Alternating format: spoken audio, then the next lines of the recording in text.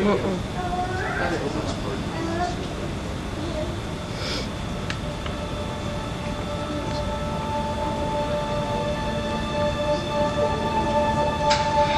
started as a war between the world's great imperial powers. Little over a month, but tens of thousands of lives later, the Allies, Great Britain, France, and Russia, have fought Germany to a stalemate on the Western Front. Germany's plan, to defeat France in a quick knockout blow, then turn its military might against Russia, has failed. The war of rapid movement is over. On both sides, there is but one choice if the armies are to continue fighting. It is absolutely essential not to retreat. Therefore, the men must dig in wherever they find themselves and hold onto the ground they now occupy. The trench war on the Western Front begins.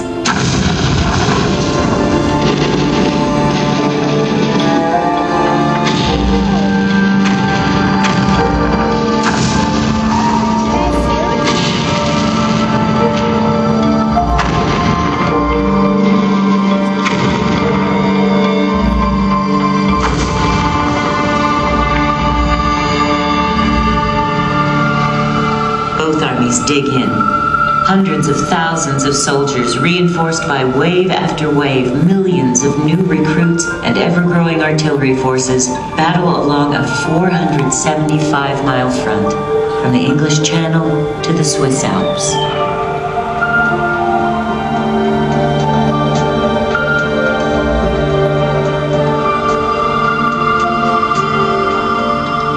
For more than 2 years, the Western Front scarcely changes in length or geographical trace.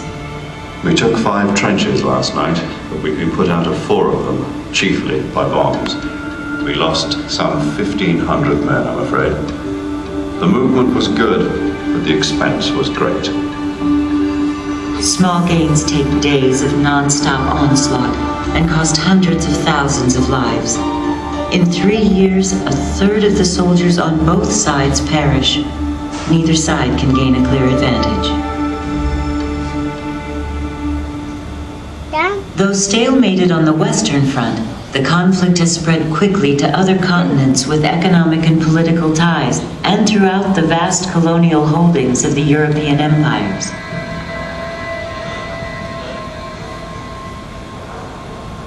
German U-boats torpedo merchant and passenger ships in neutral waters without warning. This unrestricted submarine warfare expands the conflict onto the high seas. With the sinking of the Lusitania in May 1915 and the loss of American lives, the U.S. threatens to break diplomatic ties with Germany, a threat that helps halt Germany's submarine rampage. Still, by the end of that year, the war already called the Great War is now truly a world war.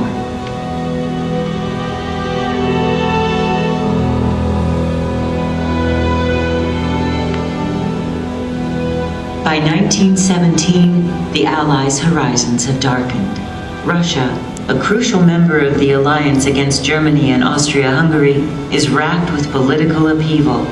Russia's ability to sustain a war effort is waning. Germany, desperate for a breakthrough, can now concentrate troops on the Western Front.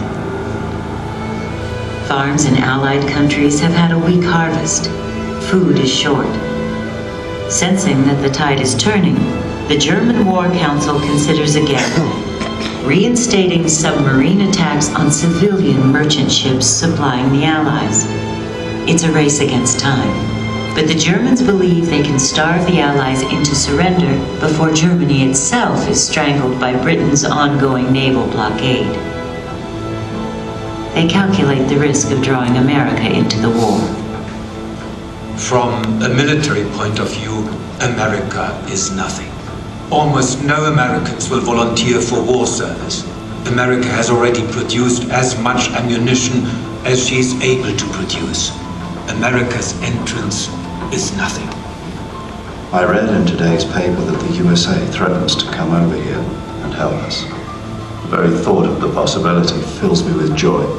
It would redeem her in the world's eye, as a cleansing wind blowing for the nations that have died. Dad.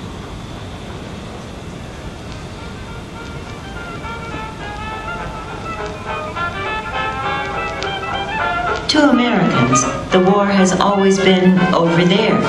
That is clearly changing. But neither is the war quite over here.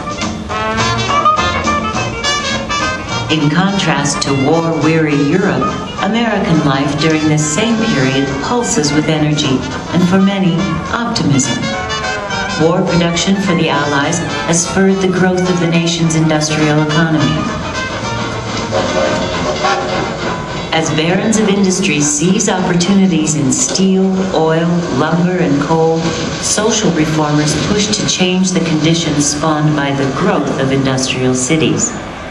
In fields and factories, from suffragettes to civil rights activists, most Americans are preoccupied with their own destinies, and the majority sees no reason to fight Europe's war.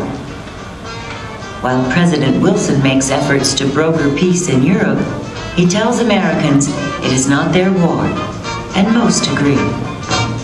Dad? But the war has already touched many Americans. Tensions are rising.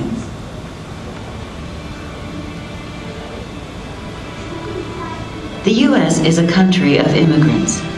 10 million are from Germany and Austria-Hungary. A large Irish and prosperous German-American population backs these forces. Millions of others back the Allies, Great Britain, France, and Russia. Some Americans see the war as a class struggle, the folly of emperors at the expense of common people. For a few, war is a business decision, a golden opportunity to supply the warriors while staying clear of the war. As the debate intensifies, President Wilson narrowly wins re-election in 1916 under the slogan, "He kept us out of the war." But in the early months of 1917, few Americans can deny that war, whether the U.S. joins in or not, is just over the horizon.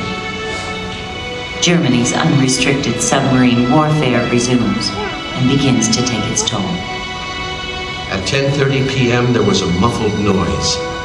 5 sharp blasts, a signal to abandon. Lower away! Someone gave the order. We started downward. My beloved mother and sister have been foully murdered on the high seas. I call upon my government to preserve... For my part, I am a conscientious objector from the word go. They may shoot me if they like, but they... War would benefit only the class of people who will be made prosperous, who have already made millions of dollars. I must tell you something of the extraordinary change in this country. Apathy, indifference, and ignorance are fast disappearing under the impact of these great... The war is upon us, and we all, individually in the privacy of our own hearts, collectively as a nation, must decide what we're going to do about it.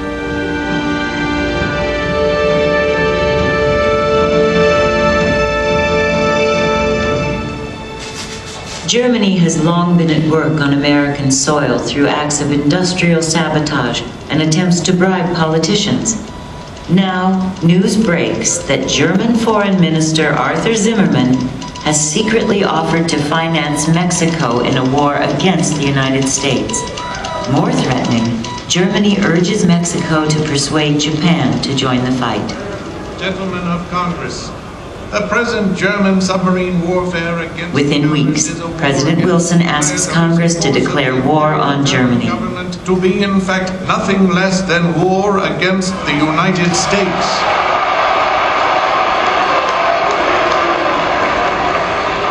At this moment in time, it is not clear whether America's decision has come in time to save the Allies, whether Germany's gamble on unrestricted submarine warfare will pay off, whether some as yet unforeseen event will change the outcome of the war.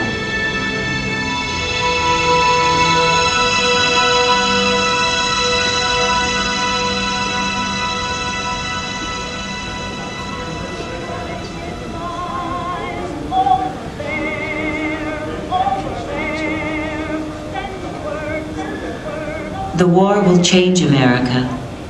leaving in its wake a broader expression of freedom, a new era in the politics of women and minorities. What will this mean to a world America hoped to make safe for democracy? The war will thrust America onto the global stage. No matter who wins, can America retreat again into isolationism? The war will transform America's industrial and military might. If the Allies prevail, how will America use its post-war power? There is one certainty. America's horizon has changed.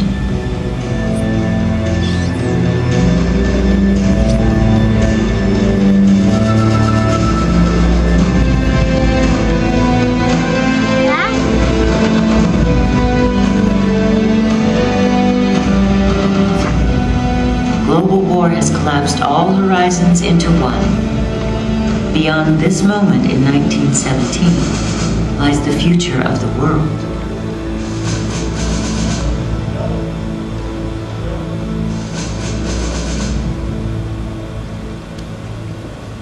Done. Done. Done. That was pretty good. Yeah.